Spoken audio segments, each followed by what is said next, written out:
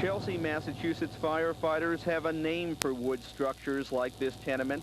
They call them fire breeders. On the box alarm, we get 2 pumps and 1 truck responding. Engine 1 was the first company on the scene, and they reported heavy smoke coming out of the front of the building. The other companies were distributed to the front and the rear of the building, and in the rear of the building, they could already see 2 floors involved with fire. So the first action was to request a working fire assignment to the box, which brought in another truck that night. And then within a couple of minutes, we went right to a second alarm because of the reports that there were occupants possibly trapped on the second floor of the building. We evacuated buildings on the immediate, well, looking from the front of the building, the immediate right, which was the tenement building next to it. And I believe even to the left of the building, we at least alerted the people to the eventual need of a possible evacuation. A spreading fire was of my concern at this particular time. A raging snowstorm, that was only one of the obstacles facing firefighters. We had freezing temperatures, 20 or 30 mile per hour wind blowing, a snowstorm in progress, heavy parking on both sides of the street, limited access to the building in the rear because of parking in the rear of the building. And the building had originally was 3 stories. It had been cut up to make room for additional apartments inside. Ideally, what we'd have liked to do would have been to, we had a report of the fire was actually blowing out the rear of the building. We'd have liked to have been able to enter through the front and just continually push the fire through to the rear of the building without keeping it from doing any more damage to the interior. But because the way the building was so cut up to make additional apartments and things like that, and because of debris in the hallways and the fire itself, the situation quickly became untenable. There was also reports that there were gas mains in the building that had broken, and companies inside that were battling the blaze were reporting a large roaring sound followed by fire being pushed back at them. And these were from areas of pocketed natural gas, pushing back, igniting, and then pushing back to the firefighters trying to advance hand lines into the building and up the stairs. By all means, we brought in fire lines into the exposed buildings. That was done. That was in part additional alarms, the 4th and 5th alarms, to bring the manpower in to bring lines into these buildings. You have to bring lines in when you're checking for an extension of fire, and this was done. We had additional companies in the rear of the building and additional companies in the front doing the same thing, trying to attack the fire simultaneously, plus protect the exposures. With only about, actually available to us, were about 4 men on the first box assignment that would be working inside the building. 1 man from each pump, and plus 2 men from the ladder truck to do search and rescue, so we were severely limited. That's why we went to a quick succession of additional alarms. We could only utilize about half of the apparatus that was coming to our aid because of the limited access to the streets and to the building itself. So we had to deploy our men very judiciously. We set up additional attack lines to protect exposures. We sent companies to the adjacent roofs. There were 2 severe exposure problems, another tenement building and a church. Flames were overlapping out the 2nd floor window of the fire building and impinging on the windows of the tenement.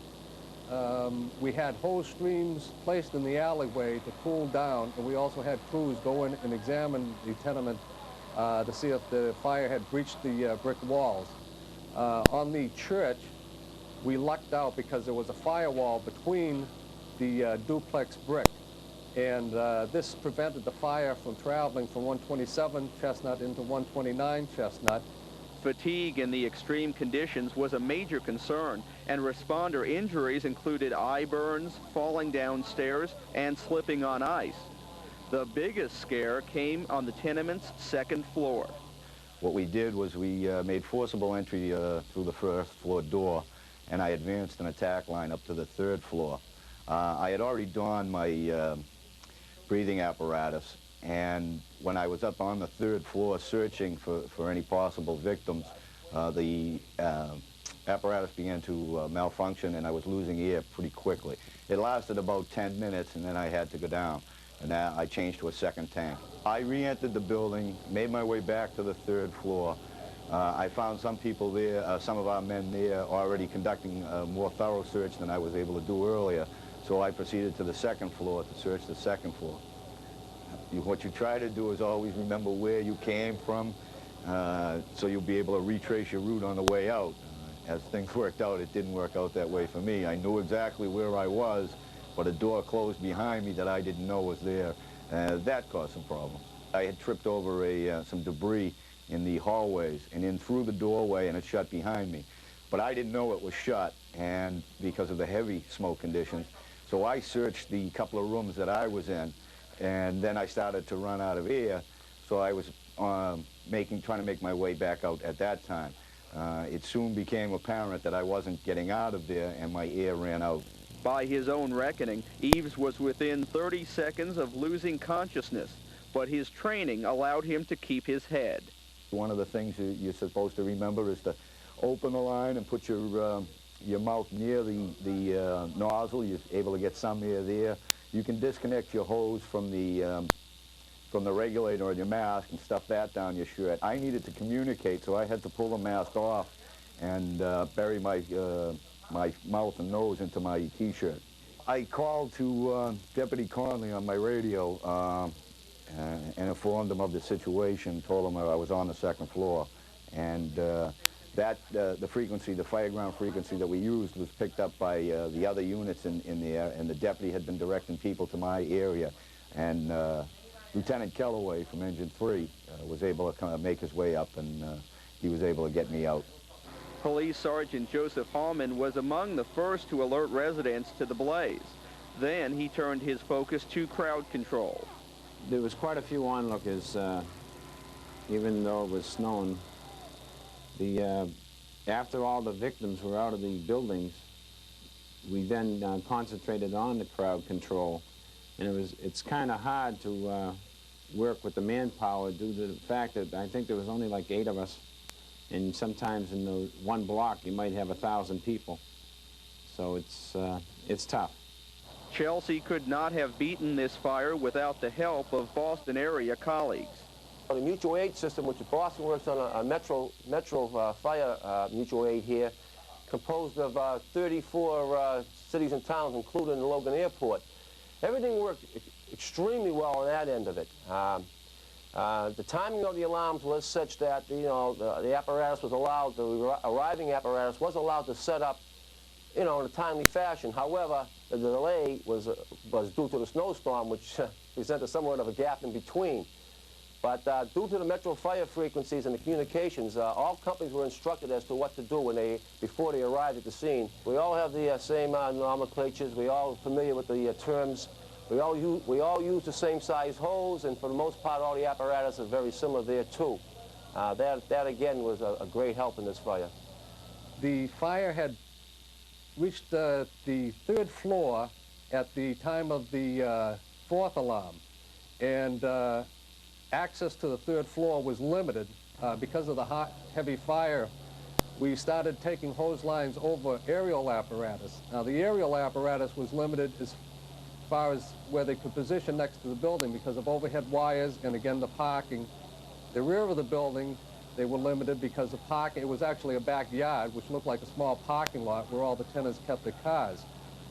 So this attack was limited. A little after that, the chief of the department put in a 5th alarm.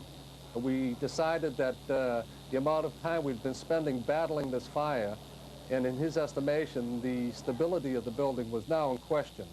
To take any more chances on firefighter safety, and with our limited resources, our ability to get more apparatus to the scene and close to the fire, we decided to go to heavy stream appliances. So at this time, at the 5th alarm, the chief ordered that all personnel evacuate the building. Heavy stream appliances were mounted from deck guns and also from the aerial tower and ladder pipes. and the fire in the third floor was brought under control through the use of them. The enduring memory of this fire may be the sense of beating the elements and the odds. The initial attack on the fire was almost textbook. The fire was surrounded, there was apparatus placed in the rear, in the front, attack lines were initiated. The problem was the variables that you don't figure into these equations, such as the apartments being broken up as they were so that you couldn't actually advance a line from the front apartment all the way to the rear apartment. The debris in the hallway, the pockets of natural gas, the freezing temperatures, the snowstorm, everything combined worked against us. That these men were able to limit the spread of the fire to this one building, and that the fire didn't actually gain a purchase into the exposures is a credit to them.